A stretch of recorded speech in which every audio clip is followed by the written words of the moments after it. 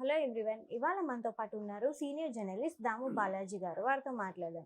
Sir నమస్తే. నమస్తే. Sir, ఈ మధ్య బాగా వార్తల్లో నిలిచిన ఫార్మర్స్ కేటీఆర్ ఫార్మర్స్. సో ఇప్పుడు దాన్ని కూల్ చేయాలి అని చెప్పేసి ఒక న్యూస్ వస్తుంది. అంటే అది కూడా అక్రమ కట్టడం అని చెప్పేసి అంటున్నారు.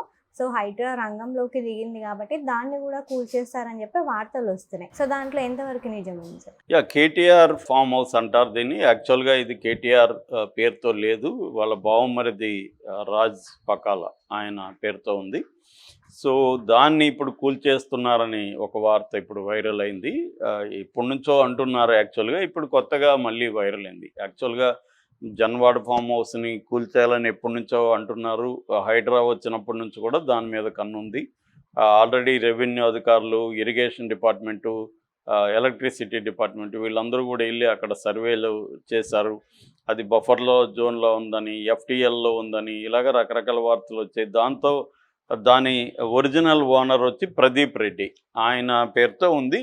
వీళ్ళ బావ అంటే బావమరిది, కేటీఆర్ బావమరిది దాన్ని లీజుకు తీసుకున్నాడు అనేది చెప్తున్నారు.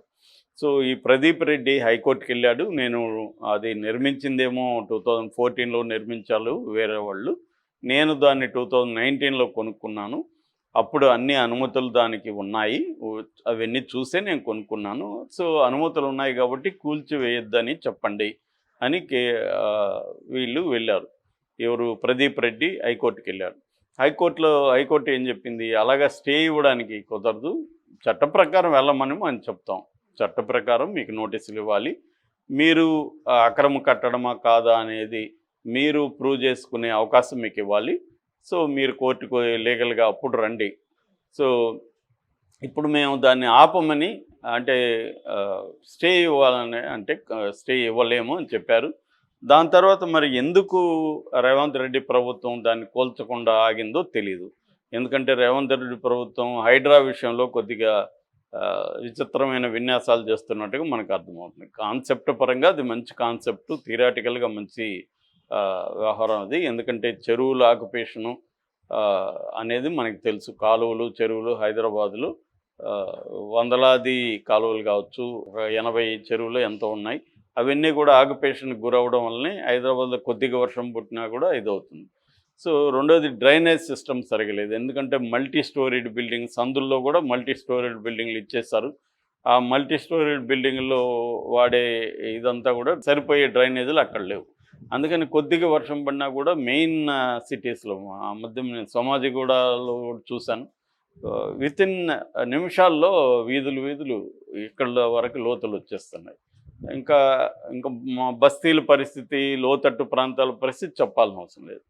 సో ఇది మంచి కాన్సెప్టే, కానీ మేజర్ ఆక్యుపేషన్లు ఎవరు చేశారు? పెద్దవాళ్ళు చేశారు ఎక్కువగా. వాటి జోలికి ముందు వెళ్ళి తర్వాత పేదవాళ్ళ జోలికి వస్తే ప్రిపేర్ చేసి ఉంటే అయ్యిండేది. ఊరికే ఒక సింబాలిక్గా నాగార్జునది ఎన్క్లేవ్ ఎన్కన్వెన్షన్ చేశారు, ఆ తర్వాత ఒకరిద్దరు చేశారు తప్ప మేజర్గా వెళ్ళలేదు. వాళ్ళ మీదకి వెళ్లకుండా middle class, lower middle class, పేదల జోలికి వెళ్ళడం అనేది కనిపిస్తుంది. దానివల్ల గందరగోళం ఉంది. తాత్కాలికంగా ఆపింది. ఈలోగా మూసి గొడవ స్టార్ట్ అయింది. సో ఈ యాంగిల్లో చూసుకున్నప్పుడు జన్వాడ ఫామ్ హౌస్ని కూడా ఎందుకు కోల్చలేదు అనేది ఇది ఉంది. ఈ లోపల కేటీఆర్ స్టేట్మెంట్ ఇచ్చాడు, అది అసలు ఫామ్ హౌసే కాదు, మా బావ ఇల్లు అది, మా బావ తీసుకున్నాడు దాన్ని లీజుకి, గృహప్రవేశానికి కుదరలేదు కాబట్టి దీపావళికి పార్టీ చేసుకున్నాం, దాన్ని మీరు రేవ్ పార్టీ అంటున్నారు. అప్పుడు రేవ్ పార్టీ అని కూడా దీని మీద పెద్ద దుమారం లేపింది. 2 రోజులు పెద్ద డ్రామా నడిచింది. ఈ రాజపకాలని వాళ్ళు విచారించడానికి చేశారు, ఈయన బెయిల్ కోసం ట్రై చేశాడు.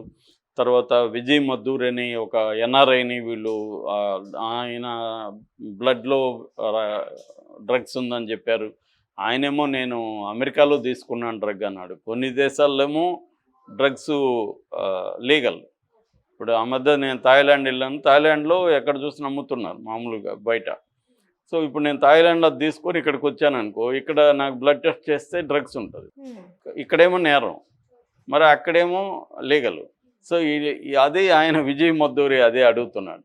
ఇటువంటి ఇష్యూస్ ఉన్నాయి దీంట్లో. ఏదేమైనా దాని మీద కన్ను, రేవంత్ రెడ్డి కన్ను అయితే ఉంది దీని కొలత. ఇప్పుడు లేటెస్ట్గా కొత్త విషయం ఏంటంటే, బిగ్ టీవ్ అనే మనకు ఈ మధ్యకాలంలో బాగా పాపులర్ అయింది. స్వేచ్ఛ బిగ్ టీవ్ అనే వాళ్ళు కలిసి ఒక RTI right to information act కింద అసలు దీనికి అనుమతులు ఉన్నాయా లేవా అని ఒకటి వేశారు. వేస్తే పంచాయతీరాజ్ శాఖ కార్యదర్శి వాళ్ళకు ఒక ఆర్టీఐ తరపున వేసినప్పుడు రిప్లై ఇచ్చాడు.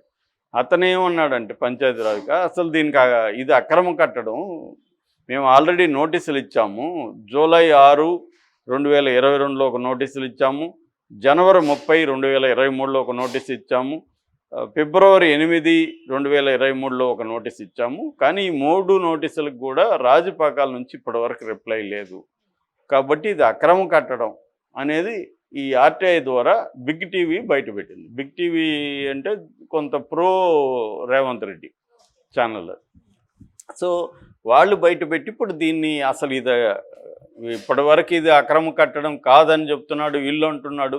కానీ అసలు దానికి ఏమీ పర్మిషన్ లేవని పంచాయతీరాజ్ శాఖ చెప్పింది ఈ ఆర్టీఐ ద్వారా అనేది వాళ్ళు చెప్తున్నారు. ఇప్పుడు చెప్పింది కాబట్టి ఇంకా క్లియర్గా అది అక్రమ కట్టడం అని తేలినాక దాన్ని కూల్చడంలో కోర్టు కూడా అడ్డుకోదు. ఎందుకంటే అక్రమ కట్టడాలకు సంబంధించి కూల్చొచ్చు అనేది సుప్రీంకోర్టు జడ్జిమెంట్ కూడా బుల్డోజర్లకు సంబంధించిన ఇటీవల నిన్ననే నేను దాని మీద స్టోరీ చేశాను. దాంట్లో కూడా ఏం చెప్పిందంటే అక్రమ కట్టడాన్ని కూల్చడం తప్పులేదు, కానీ ప్రాపర్ డ్యూ ప్రొసీజర్ని ఫాలో కావాలి. అంటే నోటీసులు వాళ్ళకి ఇవ్వాలి, 15 days మినిమం టైం ఇవ్వాలి, వాళ్ళ ఫిర్యాదు ఏమైనా ఉంటే మీరు నమోదు చేయాలి, తర్వాత మీరు వాళ్ళ కోర్టుకి వెళ్ళడానికి అనుమతి ఇవ్వాలి.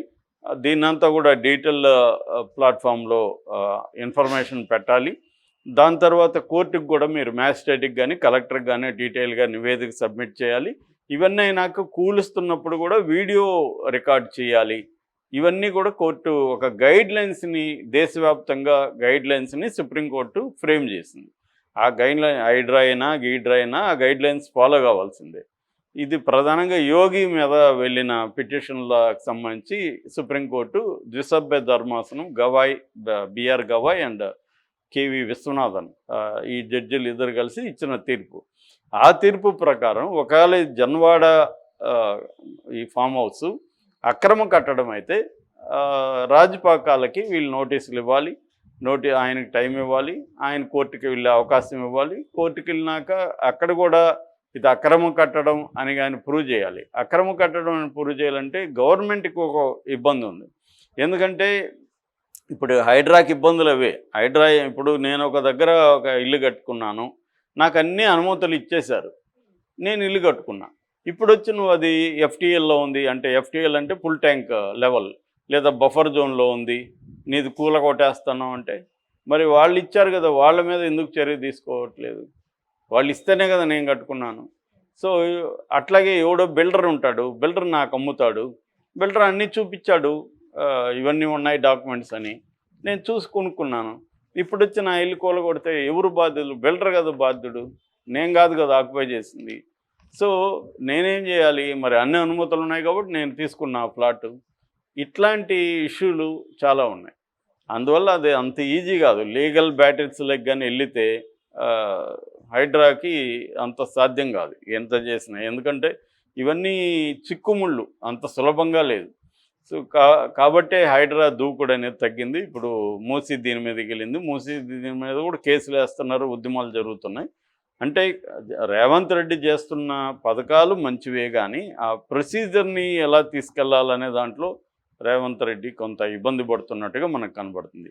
అయితే ఇక్కడ ఏంటంటే మనకి